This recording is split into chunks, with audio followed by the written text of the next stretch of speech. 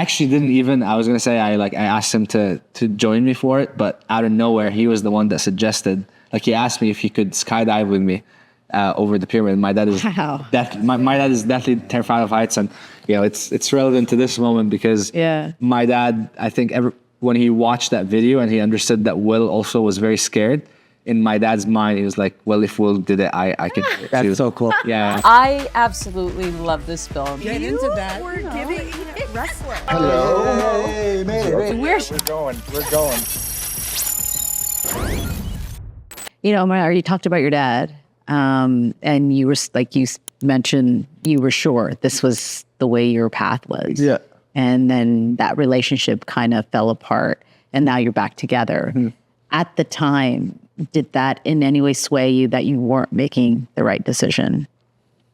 Like my dad's reaction? Yeah. No, because I understood why he, like the place that he was coming from and the fact that it was like, that was just his expression of love towards me. And it wasn't happening in the way that he only knew how, which is like his exercise of like his parental power over me and like swaying certain decisions. It's a pretty scary position to be a dad with your, eldest son having left Egypt at a young age and made a lot of life decisions on my own that he didn't really have a whole lot of visibility in because just like, very different than our life in Egypt. But I think what we do, or at least what we do to me, it requires a lot of faith. Or it's not even that it requires a lot of faith. It just like faith is an ingredient that makes a journey like this more bearable and easier to navigate. Because even in moments where you're not quite understanding why something is happening, there's a belief that it's happening for the best, and as long as you're just like clear in your intentions and your internal coherence, that ultimately things are working out for you, not against you or anything like that. So I think, I just knew I genuinely knew the place that I was coming from. I knew that I wasn't like in this like YouTube thing because, I can get rich fast and we will just take, whatever deal or whatever thing that comes our way just so that we can make the fastest money that we could. We did it because we genuinely want to change the world through the stories that we tell, and because I knew that was my place, and I knew that my dad came from a loving place, not like one where he just like wanted to be controlling for no reason. I could come to a conclusion, like to a place where I wasn't gonna let that change the path that I've like carefully chose for myself. And ultimately, like it was that path and the type of work that I did that ended up amending the relationship.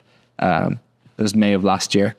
When I showed a movie that we had just done, our first feature film documentary, and it played in Dubai, one of the premieres, and I invited my family, and he got to see that there, and he got to really understand like the premise for the message that I've like dedicated my life for.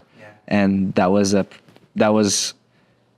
actually, if anything, like to the question of faith, I actually had very little faith that when my dad made that decision that something would change, because I didn't see how. I was too young and naive, and I didn't understand like time does change things. And so yeah, I think. So after that film, did he have faith in you? It looks like it, yeah. From the relationship right now, and even him telling like his friends about the film and how they should check it out. And he actually ended up a few months ago, this January, I made it back to Egypt for the first time in 6 years. I couldn't return because of some military service issues, and I got to go back and I got to achieve a childhood dream of skydiving over the Great Pyramid of Giza. I had like trained to become a skydiver, and I did some training, and then when the time came to go back to Egypt, I managed to find a way to make that happen. And I actually didn't even, I was going to say, I asked him to join me for it, but out of nowhere, he was the one that suggested, like he asked me if he could skydive with me over the pyramid. My dad is my dad is deathly terrified of heights, and it's relevant to this moment because my dad, I think when he watched that video and he understood that Will also was very scared, in my dad's mind, he was like, well, if Will did it, I could do it too. That's so cool. Yeah. So he ended he ended up doing it. And Will had actually sent him a very adorable video after my dad landed from the skydive. Will congratulating my dad and saying that he's proud of her. And my dad dedicated the jump to Will, which is really funny. Will and Dad. Yeah. Which is interesting because when you asked me about like what this moment meant, it was like this moment of validation from a dad figure during a time where I was like having issues with that. So it was like a very full circle moment later on for Will to be like in touch with my dad about the thing that my dad got inspired to do because of him. In fact, I may have cheated a little bit when I was lifting this one. And it's actually the moment that I just spoke about is this moment of my dad over the Great Pyramid of Giza right after I had just jumped.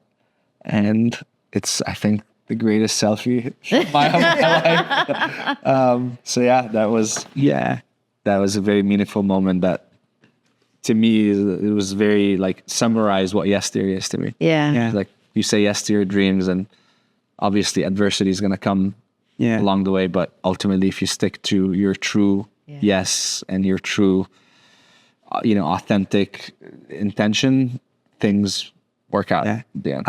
I was going to say it's interesting, you're helping other people find their yes, but yet you're answering your own yes, both of you, and you're almost finding yourself through this process Exactly. in the last 10 years, which is so powerful, right? So I mean, a large undertone of everything we've done is our journey of growing up and learning more about the world and about ourselves through these experiences, and through the people that we meet.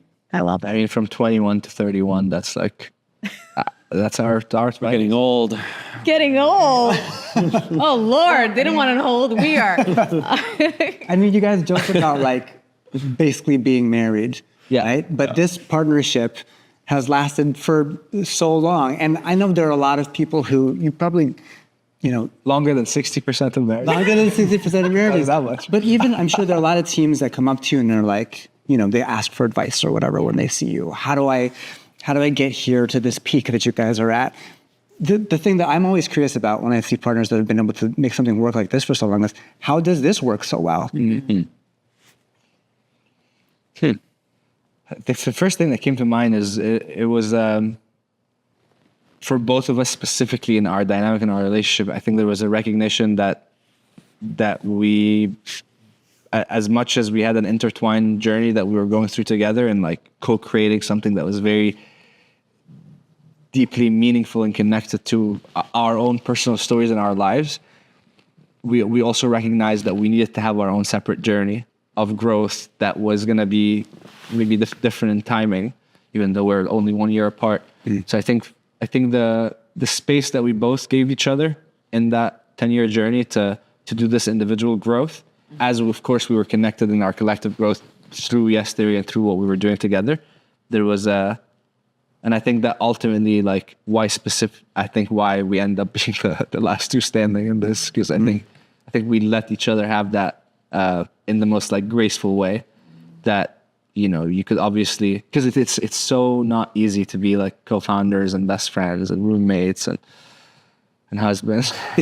So it's, I think the thing that in my opinion made it work is that recognition and that space, because otherwise, it would have been. Well, I'm curious to know Thomas's friendship to you. That has a lot of value because it feels like you've gone through a lot with your family, and it almost feels like Thomas was your family at the time. Yeah, absolutely. and his family was my family too. Yeah. Got the loveliest family who took me as a son during that and still so. I only have two siblings, but my mom tells everyone she meets that she has four children. Awesome. Yeah. And then she says one is from Egypt, and they're always like, how? Got adopted on their Yeah. You just kind of walked into your house and said, I'm your son. Yeah.